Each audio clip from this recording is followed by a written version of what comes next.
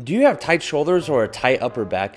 Well, if that's the case, then these exercises might be just for you. For this exercise, we are going to be lying on the ground and propping our flexed hip up with a foam roller or low box, where we will start out with one arm in the flexed position, meaning out in front of us, and we will take our other hand and give ourselves a high five, where we will then slide our top hand's fingers past our bottom hands. This puts our shoulder blade in scapular protraction.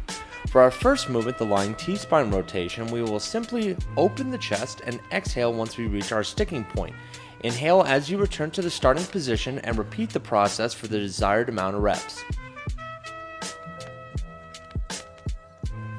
For our second exercise, the around the worlds, we will be rotating our shoulder through a full range of motion. Here we will begin by sliding our fingers forward, but instead of opening the chest, we will rotate our shoulder while looking at our fingertips the entire duration of the exercise. Once we reach the end position of our lying T-spine rotation, we will return back to our starting position.